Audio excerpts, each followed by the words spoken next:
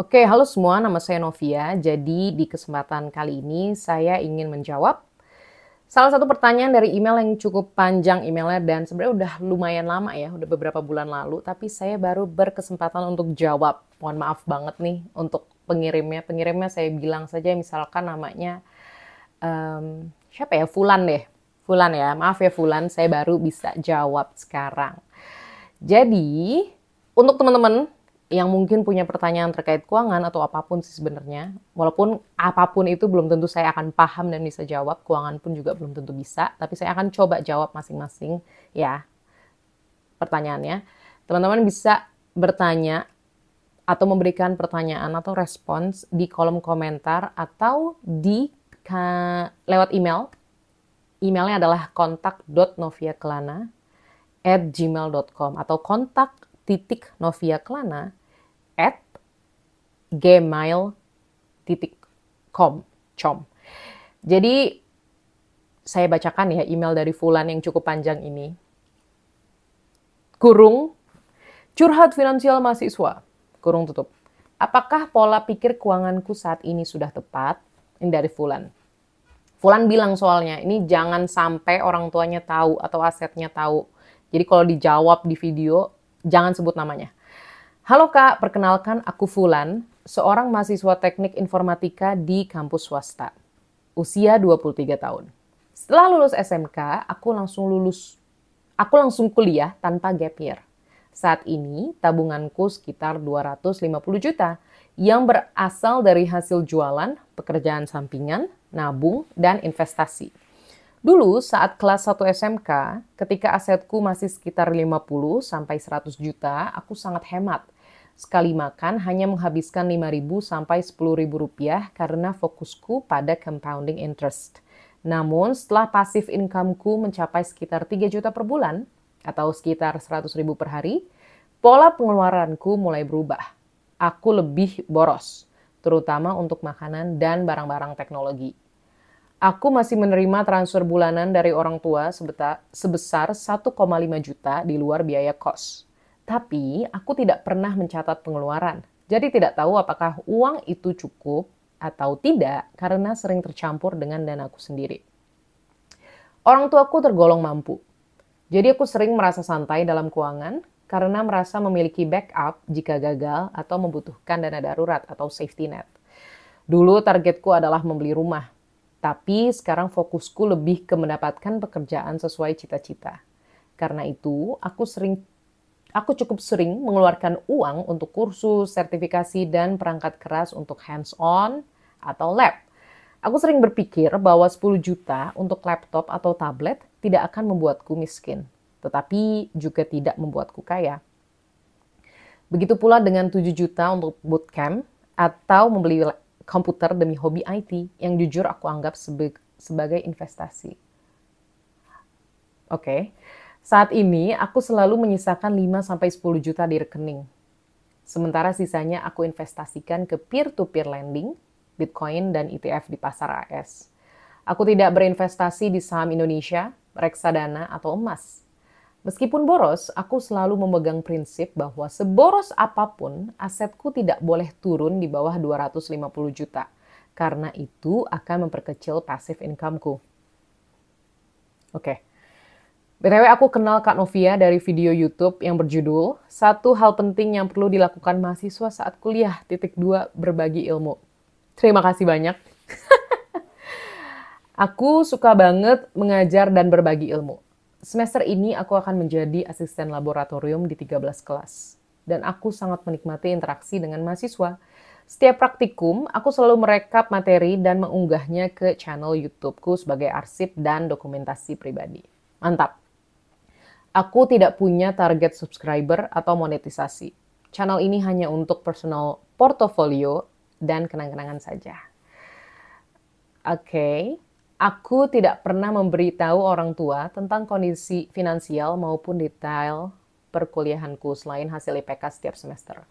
Aku takut mereka memiliki ekspektasi tinggi terhadapku yang justru akan menjadi beban tersendiri. Yang mereka tahu, aku hanya kuliah pulang.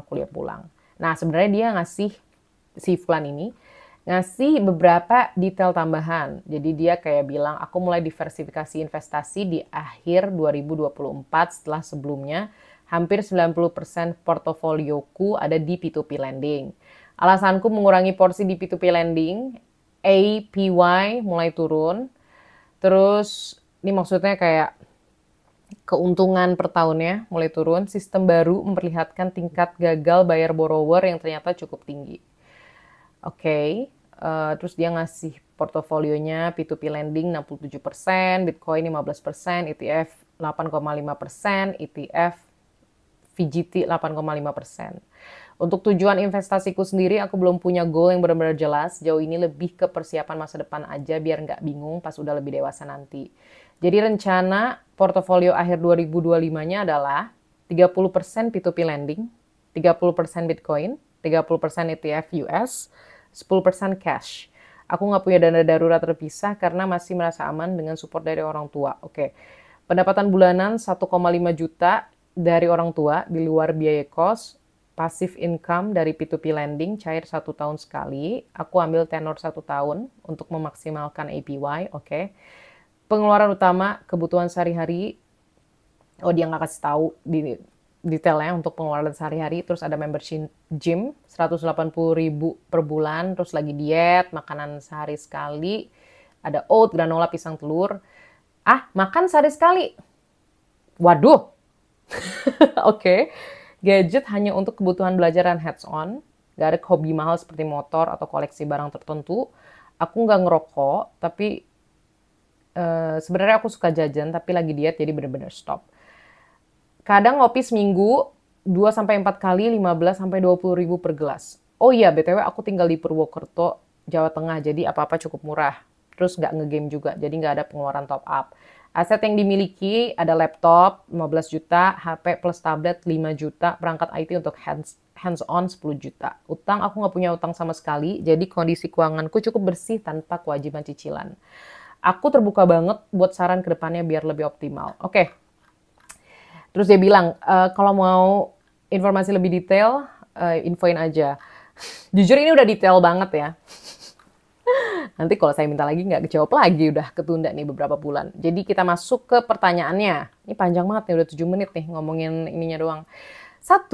Apakah cara berpikir dan pengeluaranku ini salah? 2. Apakah sebaiknya aku menetapkan target 300-350 juta dan mulai memperkecil pengeluaran? Oke, pertama-tama, terima kasih banyak untuk Fulan telah berbagi tentang kehidupannya dan keuangannya tentu saja. Terima kasih sekali ya untuk telah berbagi. Dan saya ingin menjawab pertanyaan nomor 1. Apakah cara berpikir dan pengeluaranku ini salah? Saya pribadi melihat tidak ada yang salah ya.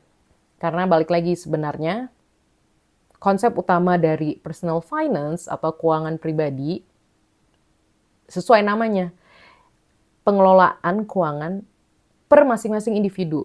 Jadi tentu setiap orang punya kondisi, punya keuntungan, punya keunggulan, punya kerugian, punya kekurangan yang berbeda-beda. Jadi, dan setiap orang punya tujuan yang berbeda-beda juga. Jadi tentunya kita tidak bisa samaratakan ya untuk menilai apakah ini baik atau enggak atau salah. Tapi kalau secara umum ya, saya lihat secara kasat mata untuk investasi Kak Fulan ini cukup agresif ya, agresif banget malah. Karena tadi seperti udah disebutkan ya, mayoritas tuh P2P lending masing-masing 30% dan Bitcoin juga 30%. Terus ETF juga 30% rencananya. Dan 10% cash di rekening. Tapi untungnya Kak Fulan ini ngasih konteks kalau misalkan orang tuanya tuh lumayan berkecukupan lah. Jadi dan masih tinggal di rumah juga, jadi ya udah ngerasa aman. Sebenarnya nggak apa-apa untuk agresif, apalagi di usia Kak Fulan sekarang yang usianya 23-24 tahun. Tapi kalau boleh saran ya Kak Fulan, kayaknya nggak ada salahnya deh untuk misalkan sisihkan uang senilai 15% di investasi yang lebih konservatif. Di investasi yang emang tujuannya untuk nge-keep dana. Nge-keep dana dengan ada harapan punya profit dikit deh, nggak masalah. Karena kalau misalkan P2P lending, seperti yang Kak Fulan juga udah bilang, itu tuh resikonya tinggi banget. Risiko gagal bayarnya ada banget. Kalau kita lihat di internet ya, misalkan kita tulis P2P gagal bayar, itu ada aja. Sumpah ada aja Kak, kasus-kasusnya. Karena emang ya cukup berisiko ya. Jadi kita tuh nggak pernah tahu apakah nanti di tahun depan bisa dibayar serupa nggak dengan tahun lalu. Emang sih semua investasi juga gitu, cuma emang resiko peer-to-peer lending tuh agak lebih beresiko. Sebenarnya nggak apa-apa kalau mau peer-to-peer lending, silakan. Tapi baik lagi, ini pedangnya udah banyak nih. Ya, menurut saya P2P lending tuh pedang. Bitcoin tuh juga pedang, ETF juga pedang. Tapi nggak ada salahnya untuk memperkuat di perisai, Kak. Dan mungkin perisai tersebut bisa bentuknya seperti reksadana pasar uang yang emang mungkin returnnya tuh dikit ya, keuntungannya dikit, tapi kita tuh akan lebih aman uangnya ya. Meskipun sekali lagi nggak ada yang aman 100% di dunia ini, semua punya risiko, tapi ini lebih aman dan bisa lebih digunakan sebagai perisai. Atau perisai pun kalau misalkan teman-teman lihat ya kayak perang-perang zaman dulu, itu bukan berarti itu pedang nggak bisa masuk gitu. Beberapa perisai itu lemah loh, jadi pedangnya bisa masuk pedang besinya. Cuma setidaknya dengan ada perisai itu tuh menghindari pedangnya tuh bisa menusuk kita secara tidak langsung, dan itu juga berlaku di investasi ya.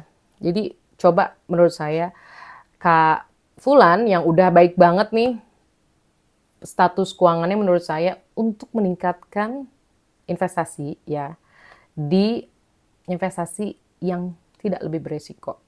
Seperti misalkan tadi reksadana pasar uang, atau bahkan reksadana pendapatan tetap pun juga lumayan moderat lah, risikonya tidak seagresif ini. Atau mungkin mau coba SBN, surat berharga negara, bisa juga dicoba. Karena itu risikonya cukup rendah. Atau mungkin cash di rekening itu mungkin dinaikin dikit lah Kak, 15%. Jadi 5%-nya anggap aja sebagai dana darurat. Dana darurat di sini bisa diartikan misalkan kayak bukan hal-hal yang buruk aja sih, tapi bisa juga hal positif seperti misalkan ada temen yang nikahan. Nah, biasanya kan temen nikahan kita entah kasih amplop atau kasih hadiah, nah kita ambilnya dari situ. Itu bisa juga, atau mungkin kalau ada musibah atau misalkan ada yang meninggal dunia, kita kasih uang duka, itu juga bisa diambil dari uang darurat. Karena kan kita nggak pernah tahu ya soal kematian. Itu sih Kak dari saya, tapi sebenarnya intinya udah oke banget. Dan sebenarnya balik lagi ya Kak, nggak ada yang salah ya, sekali lagi. Kalau langsung nanya benar atau salah itu sangat ekstrim menurut saya, tapi akan lebih baik diperkuat di investasi yang lebih rendah lah risikonya. Risiko gagal bayar, risiko tiba-tiba naik turun kayak kripto gitu. Itu coba diperbaiki aja. Tapi nggak ada yang salah. Malah ini udah oke banget sih Kak sebenarnya. Menurut saya justru Kak Fulan ini lumayan outlier ya. Usia 23 tuh soalnya usia banyak orang-orang yang baru mulai kerja. Jadi untuk punya tabungan aja itu belum tentu bisa Kak. Jadi ini udah lumayan banget. Apalagi kondisi Kak Fulan tuh lumayan nyaman ya dengan ada orang tua yang lumayan berkecukupan, terus juga nggak banyak nongkrong, nggak banyak pengeluaran aneh-aneh, nggak ada utang juga, jadi udah cukup oke sih. Semangat terus Kak, dipertahankan, dan kalau mau, tadi saran saya coba dipertimbangkan. 2, apakah sebaiknya aku menetapkan target 300 sampai 350 juta dan mulai memperkecil pengeluaran? Oke, saya coba memposisikan ulang pertanyaannya ya. Atau kayak saya coba ya memposisikan ulang sih benar. Kalau menurut saya ya, target, ini menurut saya pribadi, target keuangan itu jangan langsung tujuannya ke nominal. Menurut saya, target keuangan yang lebih baik itu tuh bukan ke uangnya, nominal uang, tapi lebih ke apa sih yang Kak Fulan ini mau dalam hidup? Apakah Kak Fulan misalkan mau punya rumah? Atau mungkin Kak Fulan mau jalan-jalan? Atau mau menikah? Nah, dari situ kan kita tahu nominal yang dibutuhkan berapa. Misalkan kayak rumah, misalnya ya kalau di Jawa Tengah mungkin harga rumahnya cenderung lebih murah daripada Jakarta. Misalkan mungkin rumahnya 500 juta, targetnya ya udah berarti targetnya 500 juta untuk rumah.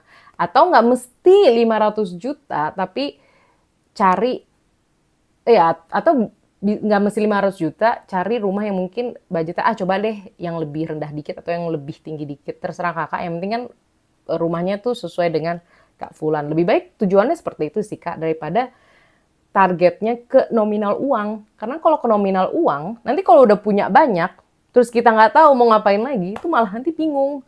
Kayak, iya uang punya, benar, tapi mau ngapain? Nanti malah takutnya obsesinya tuh cuma, tapi nggak masalah juga ya kalau misalkan emang senengnya seperti itu. Tapi kalau misalkan menurut saya obsesinya cuma ke uang-uang aja, nanti malah bosen sih Kak. Kecuali emang Kak Fulan tuh punya target untuk menaikkan uang seperti, menaikkan penghasilan seperti atau pertabungan seperti misalkan tahun ini 350 juta, tahun depan 400 juta deh, tahun depannya lagi 450 juta, boleh banget. Tapi menurut saya sebaiknya sih nggak seperti ini ya Kak. Karena kalau misalkan seperti ini,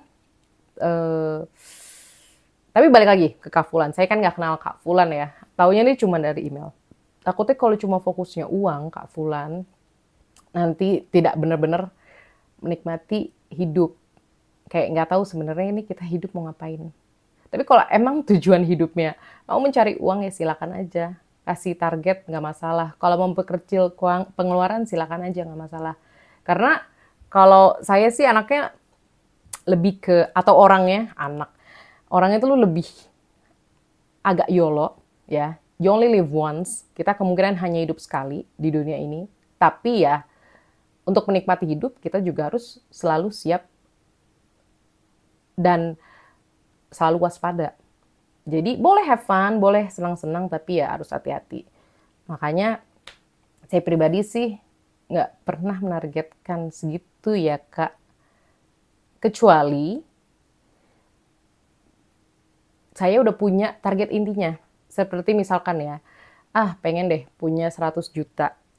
Kenapa? Karena dengan 100 juta saya merasa lebih aman ketika saya mau mengejar mimpi-mimpi lain. Jadi ketika mimpi-mimpi lain misalkan gagal, setidaknya saya punya pegangan 100 juta itu. Nah itu tuh lebih enak tuh untuk meraih targetnya. Kalau misalkan apakah sebaiknya aku menerapkan target 300 sampai 350 juta dan mulai memperkecil pengeluaran? Iya, tapi tujuannya untuk apa? Kenapa Kak Fulan mau mengincar itu? Apakah emang Kak Fulan punya keinginan tersendiri untuk mencari uang? Ya silakan aja. Tapi kalau enggak, mungkin coba deh Kak mencari alasan lain. Atau coba memposisikan ulang. Kayak misalkan, apakah aku ingin menikah? Apakah aku ingin membeli rumah? Apakah aku ingin membeli mobil? Apakah aku ingin jalan-jalan? Apakah aku ingin punya laptop yang ini? Apakah aku ingin punya perpustakaan dan sebagainya? Karena kalau kita, ya saya emang financial planner iya sih. Dan emang nggak bohong, setiap hal sayangnya ya di dunia ini hampir semuanya butuh uang. Tapi kalau misalkan kita hanya menomorsatukan uang gitu tanpa melihat hal-hal lain, justru nanti takutnya jadi sebuah serangan yang kembali ke diri sendiri. Nggak masalah, kita tentu punya keinginan untuk punya uang banyak, tapi biasanya keinginan untuk punya uang banyak itu emang didukung dengan banyak keinginan lain yang emang baru bisa diraih ketika kita punya uang banyak. Atau sesederhana, kita pengen punya banyak uang karena kita dulu sempat tidak beruntung, tidak enak rasanya kalau tidak punya uang, jadi saya ingin punya uang banyak. Nah itu pun juga gak masalah. Tapi kalau ini, saya nggak lihat ini apa tujuannya 300 sampai 350 juta ini. Coba diperjelas dulu sih Kak, menurut saya. Nggak masalah apapun tujuannya. Kalaupun emang mau cari, untuk tadi saya udah bilang kalau misalkan emang tujuan utamanya untuk cari uang sebanyak-banyaknya, ya itu hak kakak, silakan aja. Tapi kalau punya alasan lain ya mungkin bisa dikulik gitu. Dan ketika udah punya alasan lain, dan emang ternyata alasan lain tersebut butuh uang, nah itu bisa dijadikan target. Semoga dipahami ya maksud saya, Kak Fulan. Terima kasih udah bertanya sekali lagi, lumayan panjang videonya, udah lama nggak ada video panjang kayak gini. Untuk teman-teman sekali lagi yang mau bertanya ya, bisa langsung aja tulis di kolom komentar. Kalau mau panjang dikit boleh di email. Tapi balik lagi, saya nggak akan pernah janji untuk bisa bales segala pertanyaan dengan cepat. Cuma saya akan coba berusaha untuk balas satu-satu. Ya meskipun kayak butuh 3 bulan seperti email ini. Atau beberapa pertanyaan lain. Tapi saya akan coba jawab. Gimana pun juga, saya ada kebutuhan lain. Kalau misalkan mau cepat dijawab, bisa. Tapi ya konsultasi one on one bareng saya berbayar. Jadi ada pilihan. Terima kasih buat teman-teman yang udah nonton. Semoga bermanfaat. Dan sampai jumpa di video lainnya. Dadah!